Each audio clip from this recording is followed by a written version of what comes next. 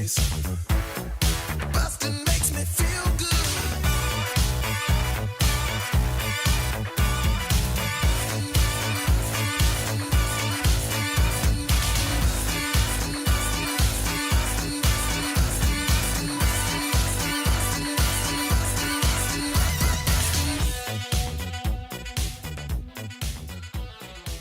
Hi, everybody. Welcome to Blockbusting, the podcast where we love to hate movies. I'm your host, Jay Light. Joining me today, the host of the Wild Nights with Rocky podcast, of which I did a fun episode on. I love talking with you. It's Rocky Powell. Hi. Hi. It's so funny because I listened to your episode of Blockbusting with Gwen Sunkel. Oh, yeah. Because I've had Gwen on my show twice, and it was right before your Reno trip, which you talk about on my podcast. And I was like, oh my goodness, this is like the before, but I know the after. He doesn't even know what's in store. If only I knew. If only. I should go back to listen to that episode to hear this innocent young man before he had his big old gambling come out story. Yeah. Well, this movie that you wanted to talk about today, I feel like it's going to ruffle some feathers because it's a Pixar.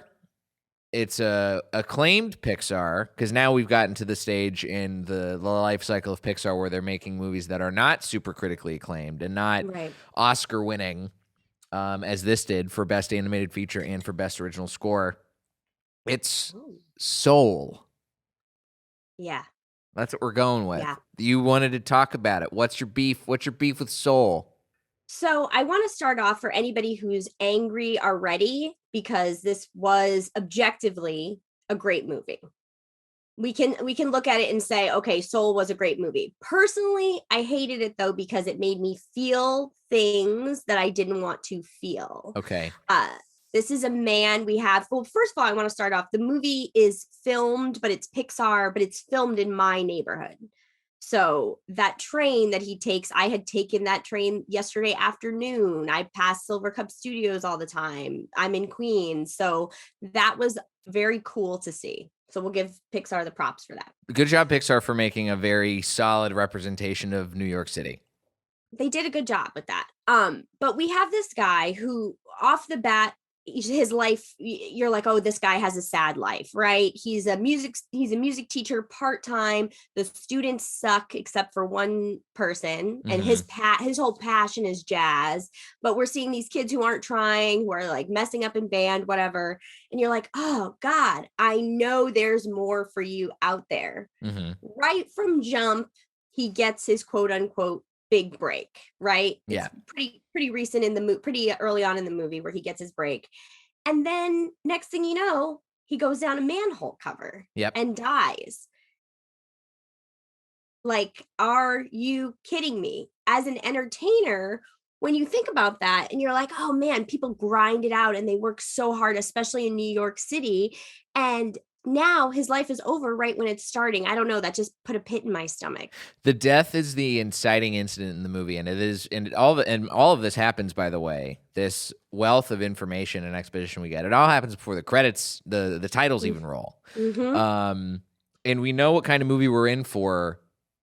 We're in the Pixar version of a Pixar movie where it's like, all right, we're going to be talking about concepts. We're getting philosophical. We're in the WALL-E Up, Inside Out kind of mold, not necessarily like the Toy Story, Good Dinosaur, Monsters Inc. Joke, fun times. Maybe we'll learn something along the way. No, we're getting philosophical. We're getting heady. We're setting this movie in not quite the afterlife, not quite the before life, somewhere largely that they.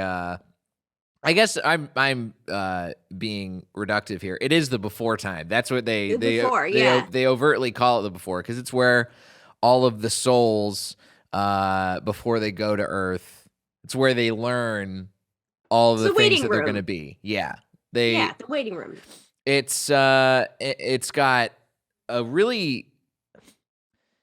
It's a premise that like I appreciated, and I think that it's a movie that really develops in a way where I thought it was going to go down some roads that I wished it had gone down and explored a little further. like there's this whole premise to it, which is I think it's an interesting point that you bring up that like his life is just beginning. And I Right. think there's sort of this undercurrent through the whole movie that his life is just beginning, right? You show that he's teaching, he's doing all of the, he's trying to make an impact as an artist. And there's also this subtext where he's teaching Tina Fey's character, 22, who's like a wayward soul, Yeah. that they're going to give 22 a chance to be a human being because they've spent their whole life not wanting to do that. Yeah. And there's this subtext that keeps coming up where it talks about your spark, because every soul has to have a spark. And I'm explaining all of this, and I'm realizing like, this is a downside of this movie is there's so much exposition that you have to get out of the way with such a high concept. There's so much. And like, I was going to ask you too, and this might be jumping ahead or jumping behind, but with this movie, who cares? Tell? Yeah. Who cares? This movie is an endless loop of jumping into all sorts of different places. So it doesn't even matter. I know we're right on brand with doing that. But with 22, so she's in this limbo of the new souls, and they keep, she can't find her spark, and she has all these mentors. Is everybody a recycled soul? Like, what did I miss? Like, what made her go with the young souls and everybody else goes to the great beyond? Why were some down there and some, or do they all get spit back into the new soul department? I'm so confused on that. So here's what I gathered is that 22, so they talk about in the, oh my God, I feel even so silly. Just like, there is such a like an insane level. Like Christopher Nolan would be thrilled to have this amount of exposition in a movie, and it feel like there's still an actual story to be told here. This movie has a point where it's they're mentioning the numbers of people's souls. And they say 1 billion something or other at some point. And then you get 22. So my instinct is that 22 has been around since the dawn of soul time and has not ever made it to Earth, despite all of these people all of these souls who did make it to Earth, coming back and being mentors and trying to get her to learn, this is what you should do. This is your spark. This is the thing that'll get you your Earth pass. Got it. Okay. That makes perfect sense. That was very unclear to me. And I was wondering if she just came back and was like, oh, I hate Earth. I don't want to go back there. And I don't know. That whole thing confused me. So that clears it up. But that's the other thing. Sense. You make a point about the clarity of the movie. Like, why are certain souls coming back and being mentors? And also, why so they label Jamie Foxx's character, he somehow winds up with a name tag of a different mentor than they say he actually is. He's supposed to be very easily too. Very easily. No problem at all with him getting this name tag of this Scandinavian child psychologist. And he manages somehow after he starts to train 22 and try and get her to be a soul with a spark, to the people who are running the ship, or I guess the beings that are running the ship, they don't care once they find out that he's not the guy. They're just like, oh yeah, we knew you weren't this guy all along. We're going to start calling you by your thing. How are these like omniscient, omnipresent, omnipotent beings, how are they that stupid? Yeah. Exactly. And that was another problem with this movie for me. I felt like nobody was committed to their deal. Yeah. Everybody flip-flopped so much. It's crazy in a movie where we're already suspending enough disbelief to be like, oh yeah, there's a soul farm where they go into buildings and learn how to be aloof or whatever. Insecure. And we still can't be like, oh yeah, these people are a little bit dumb. How can we can't suspend our disbelief that much. There's a ceiling of how far we can get in this before it's like, exactly. Oh yeah, that's too beyond the pale. I can't trust that these people are that stupid. Yeah, agreed. Oh man, that was a huge problem for me. Just there's one character who is on point. I think it's Josh Gad's character that does the counting, the accountant. Josh Gad Is that him? No, Josh Gad is not in this movie. It sounded like Josh Gad. No, that's a New Zealand lady named Rachel House. You misgendered, you miscultured, you miscontinented. Josh Gad, he was in Frozen. Yes. He plays Olaf. So Yeah. that's where I'm thinking, like, oh, that's the little Olaf again. Okay, never Nope. mind. So good for her. She was great. I also liked her. I thought she was great too. But the thing that, like, to tie back to what I was sort of getting at of like a big problem that I have with this is that there's this concept that comes up later on in the movie where they're talking about spark versus purpose. And Jamie Foxx's character is like, well, your spark, that's got to be your purpose. Like, my purpose is to play jazz. And Richard Ayoade, who is one of the Jerry voices, there's a lot of Jerry voices. And I think like 4 of the 5 Jerrys are good. And I don't like I like the voice acting of the Brazilian Jerry. Oh, that wasn't Josh Gad either? And also not Josh Gad. A Brazilian woman. You got Josh Gad sounds like a lot of different kinds of women to you, Rocky. He's good. He's good. He's a real chameleon. But there's this thing that comes up, and Richard Ayoade is all of a sudden like, purpose? That's different from your spark. You silly humans. Mm-hmm. And what I thought was going to happen was that the purpose for Jamie Foxx's character was going to be revealed to be that he's supposed to be a teacher. Because they laid these little breadcrumbs in the script where when he's talking on the phone, by the way, plot-wise, we haven't even really like gone too far in. There's still so much other shit that happens in this movie. He comes back to Earth. He's in the body of a cat. 22 goes into his human being body. Yep. And they have this adventure where 22 finally realizes what the spark is, and that's just living and not being afraid to live life. There you go. Fun. We got there. Live. That's the premise of this movie. It's living. Yay. Yeah, enjoy everything. Enjoy the smells. Enjoy the leaves. But my whole thing is this. If you are so desperate, Jay, to get back to your body on Earth, and you've got Moonwind. I keep calling him Moonchild because he's a Moonchild, but Moonwind. You've got this guy who is willing, able, eager, and excited to get you back in your body, and you need to get to this gig. Why, in God's name, are you rushing his process? And you're like, oh, I'm going to open my eyes. No, you would be like, whatever you say. That's the thing. I agree with you there. I think that makes total sense because I feel like we had a rug pull happen where the actual I thought they were going to lean towards the teaching thing where it was like they were laying these breadcrumbs where obviously we show that he has this class of kids at the very beginning of the movie who don't really care, but one kid cares, and he like nurtures that one kid and helps that kid continue to play and decide, she doesn't want to quit trombone. She wants to keep it up.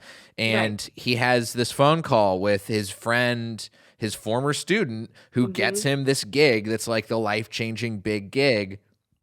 He has a phone call with him where on the phone, he says, I hated going to school. I only went for your class. I owe a lot to you. And also, he's literally teaching 22 what it's like to be a human being. And I thought that they were going to be like, your purpose is teaching. And I thought that was going to be like the lesson that Jamie Foxx learns. And for him to not learn that and to really just learn like, oh, I just have to enjoy life. It feels like there's just like an extra layer of something that was missing that they could have really gone for and could have helped his character actually grow. I don't think his character really grows. No, I don't either. I felt like, and I don't want to jump all the way to the end, but I would agree with you. I didn't feel like there was much growth. I felt like when he was the cat, and Tina Fey's character, 22, was kind of showing him, oh, actually have conversations with people, get to know people, do this, be a little sassy, be a little whatever. I felt like they showed the cat being like, maybe when I'm back in my, I pictured him thinking, maybe when I'm back in my human body, I will act like that. I will engage more. Mm-hmm. But I agree wholeheartedly that it didn't feel like, you know, It felt like if you're leading us to this point as an audience mhm, where you're saying, hey, we're going to stop telling the characters in this movie, stop thinking about what drives you and start thinking about like what your purpose might be. yeah, And then lay in all these little hints about like this is what yeah, his purpose is. This is what her purpose is. And we let her have her purpose, but we don't really actually let him have his purpose. And he yeah, still is delusional and thinking his real purpose is to perform. yeah, It just feels like I was so excited for that, like him to or to reach his final form yeah, and become fully actualized instead of just being a guy chasing a dream. Because this is the thing, I I think that there is something to be said about like when you're an artist and the hustle and the grind in New York and all the stuff that is like laid out for his whole artistic career. I think there's something to be said for like showing an artist that also finds a way to like be fulfilled and happy in practicing their art, but right, also like get to live a kind of normal life. yeah, And I think that that's something that like when you tell people, "Hey, you can pursue your art and you can struggle and you're just going to struggle your whole life, but that's part of it." I think that's romanticizing art in a kind of dangerous way.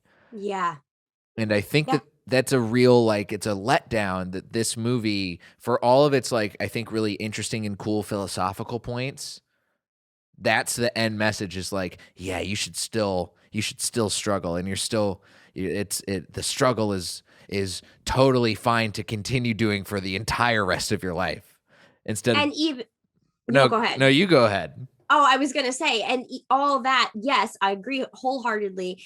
And to reach the pinnacle of this jazz club, get to perform with this woman, and then still be unsatisfied. It's Yes. like, my dude, your mom was there with her friends. Your mom hasn't been supportive this entire time, which that was another thing. He's this middle aged man and he doesn't live with his mother. And I get it. It's just the two of them. The movie makes it very clear that it's just the two Yes. of them.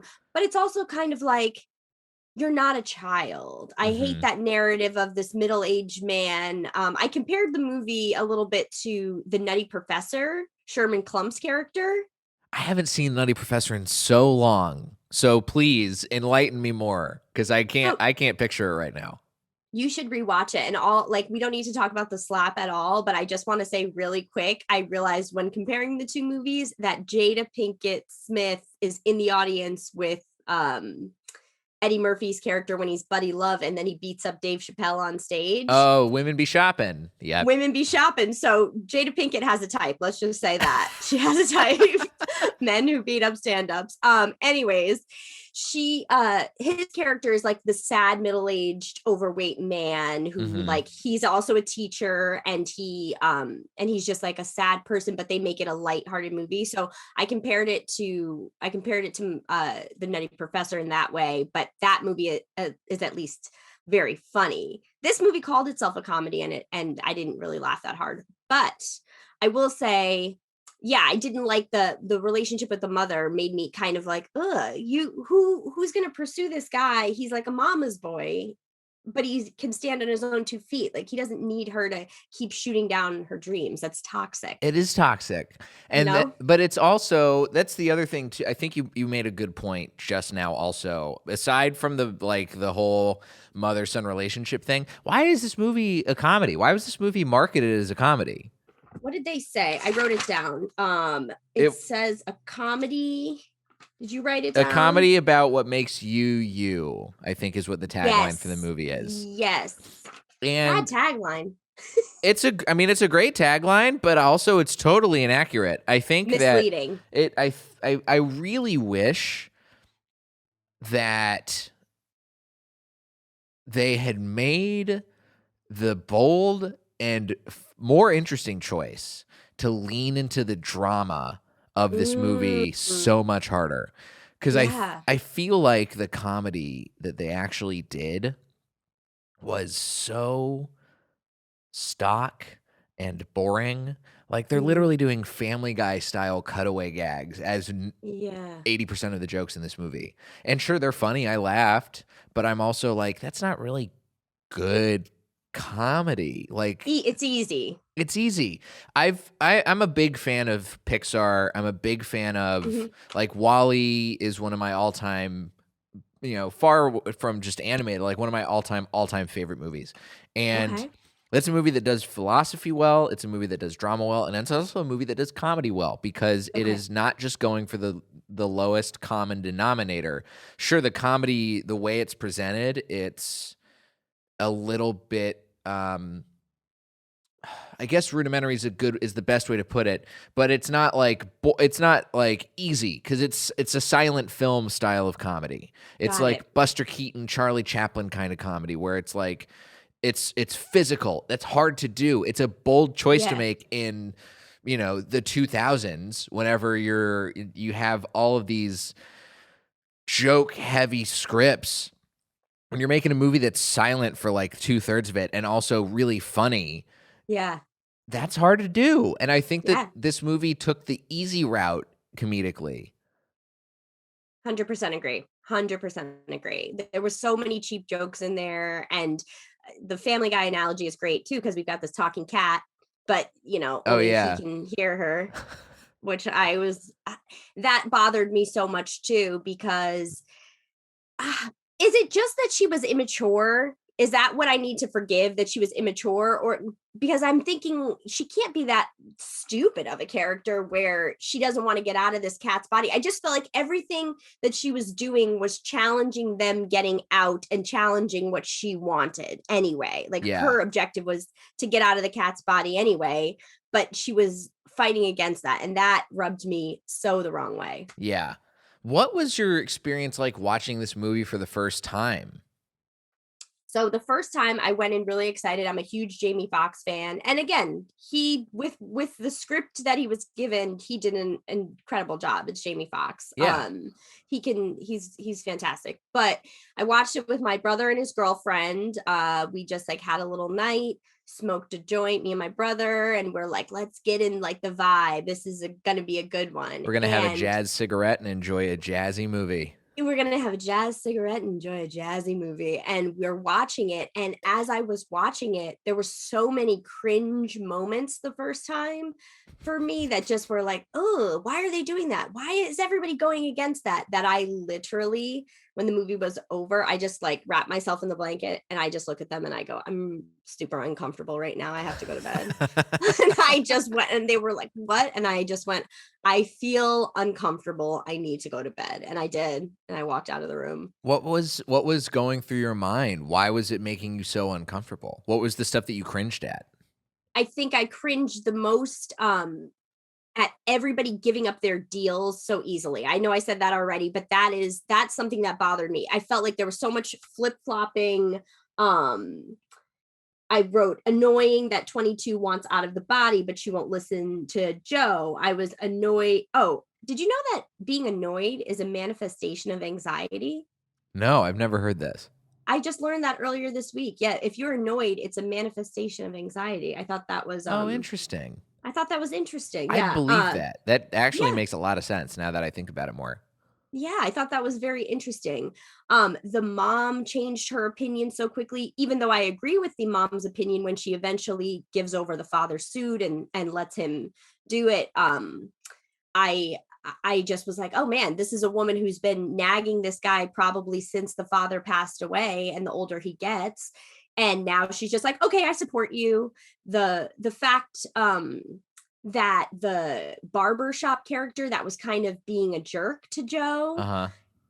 then he was on the street and then he was like, here, take this. And they were being friendly with each other. I'm like, this guy was just ragging him in the barbershop. How uncomfortable. And how many other times has that happened? That made me really uncomfortable to think of situations when that guy kind of bullied Joe in the barbershop previously that we didn't even get to see. So I created Yeah. that whole world. Power player in the barbershop. You can't Yeah. He's probably avoiding him. He's making appointments to deliberately not have to sit next to him. Walking past the barbershop if he sees him inside. It just like, I was like, I don't like their dynamic. I didn't like the fact that we found out that Joe's character never took the time to engage with his barber up until that time, because I just thought the barber was so sweet and kind and had a lot to offer, and so I felt bad retroactively for that Yes, me relationship. too. Yeah, it tugged at my heartstrings, made me uncomfortable. And they mentioned this woman that he never calls. Oh yeah, his like an ex-wife or an ex-girlfriend or something. Yeah, she gets mentioned 2 or 3 times, and then you think maybe the mom will invite her and she'll be in the audience of his first big show, and then she never gets called. And then so that really bothered me when he ends up back in the great beyond and is actually dead this time, how quickly they were like, nah, you can go back to Earth. Yeah, that also bugged me too. I was Felt like, like a cleanup, like wrap up cleanup kind of thing. it felt like the most studio note of all time, where it's like, oh, we actually have to get this movie a happy ending. I would, I mean, like I said before, I think that this movie really could have taken some bold choices and leaned more into like drama and philosophy, and still been a really good movie that kids and adults can enjoy. I feel like kids are smart enough to latch onto these concepts and to understand them with the level that they're explained in this movie.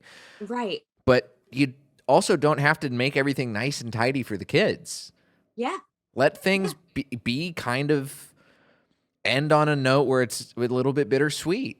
Yeah.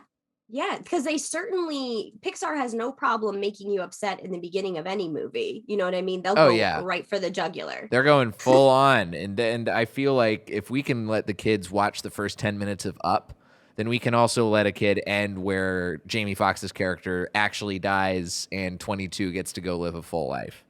Yeah. Oh, and also Dorothea, she changed her deal really quickly too.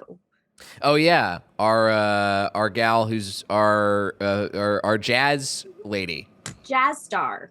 Yeah, she changed her deal. Like, she sees him in the medical garb and is immediately like, this guy's crazy, I don't want him playing with me. So the student gives him the phone call, and then he shows up and he's like, you'll make the biggest regret of your life if you don't have me play. And then she's like, all right, tell what's his face he's out of there. You're back on, Teach. Like, yeah. How did that how was she just so swayed by this guy who has very little swag, you know? It's a weird. The more I talk about this movie with you, Rocky, the more I'm like, man, this could have been such a. I don't think this is a great movie, and I don't understand fully why it has like a 95% on Rotten Tomatoes.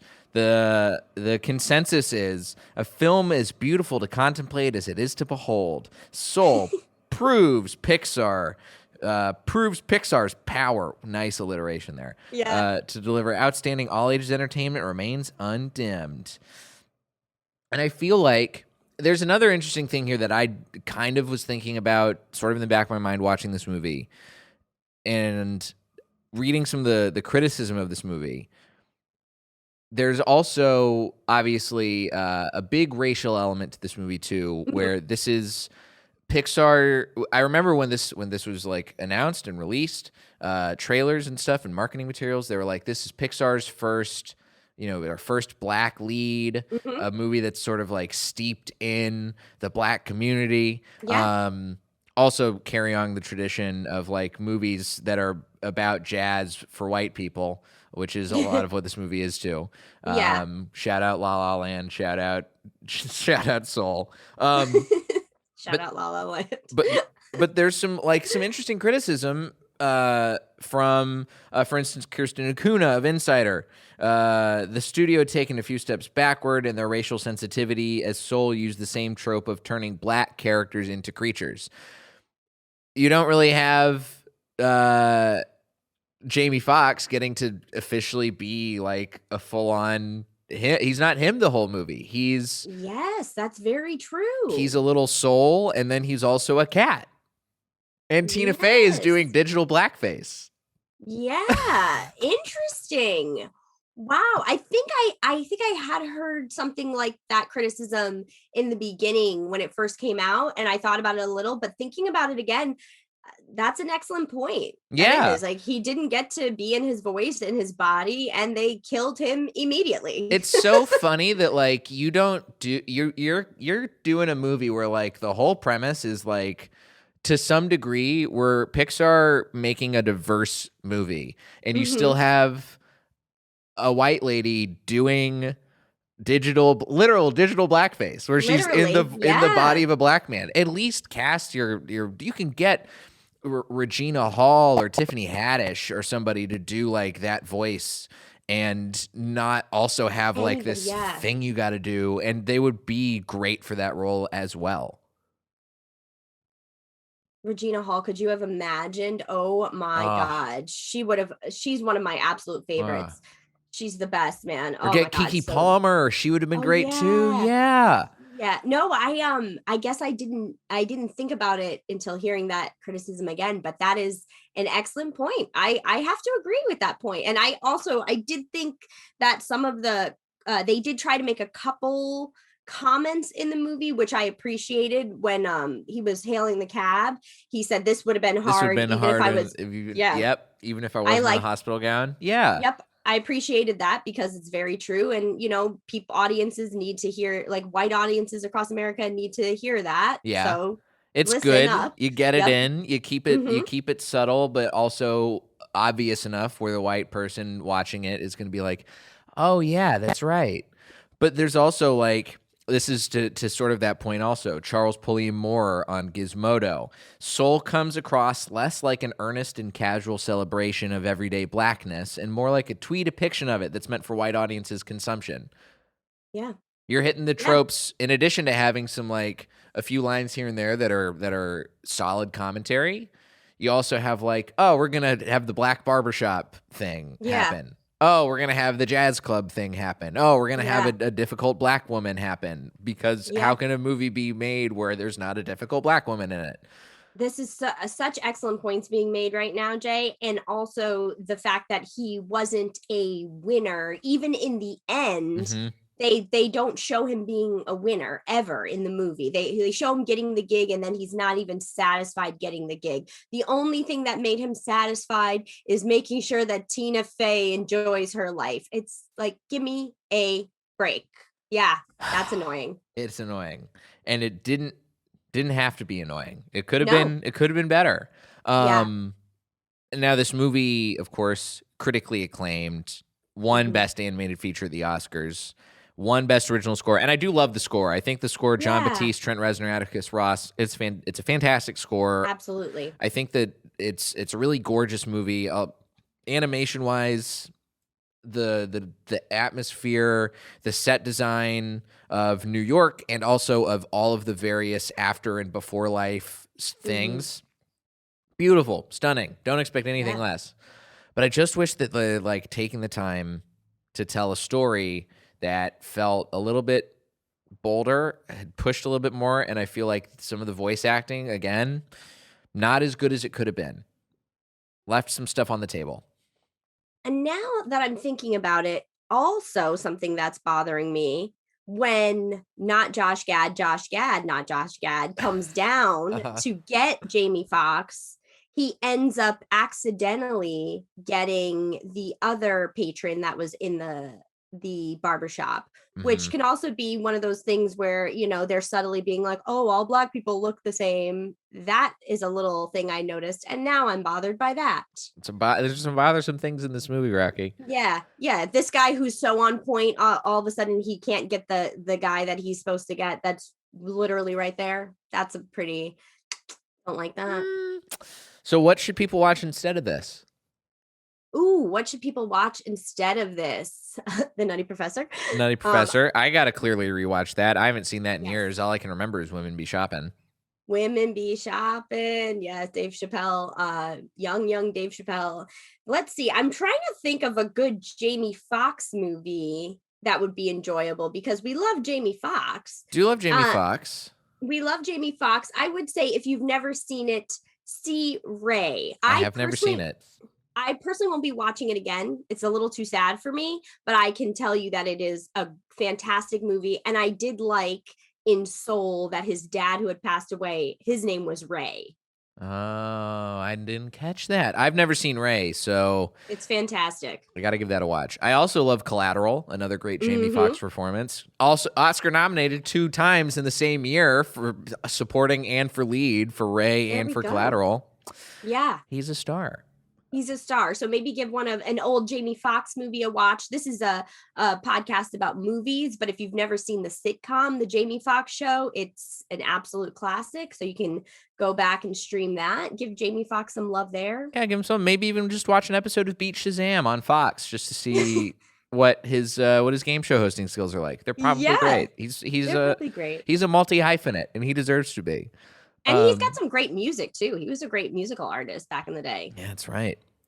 Well, Rocky, I am glad I watched Soul. I do wish that it was better. Just like you, I think that there's this is a good movie, but there's a lot of problems with it, and I'm glad that we were able to come to our little consensus here.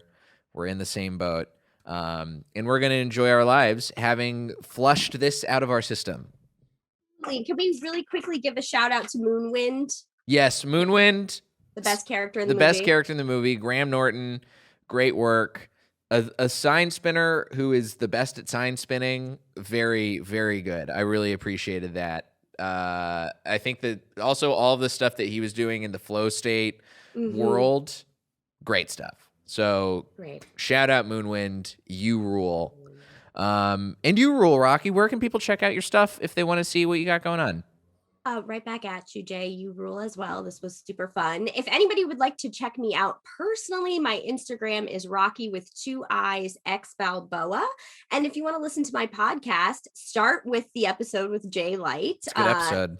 Yeah, it's a great episode. And I host a podcast called Wild Nights with Rocky Powell, where I have entertainers from all over come on and share a wild night from their life. Yes. At Wild Nights with Rocky on Instagram, at Wild Nights Pod on Twitter. Cool. Yeah. If you want to hear me tell a really fun gambling story, go listen to that. Or do you hear some other great friends of ours tell other stories too? Absolutely. You can find me at Diet J on Twitter and Instagram. Follow the show at Blockbusting Pod on all the social media apps. If you like the show, subscribe on Patreon. You get bonus episodes, bonus content, access to my full film library, JFlix. It's a good deal, $5 a month. And yeah, I think that pretty much covers it. Thanks again, Rocky. Thank you for having me, Jay. This was super fun. Of course. This has been Blockbusting. Go see something good for a change.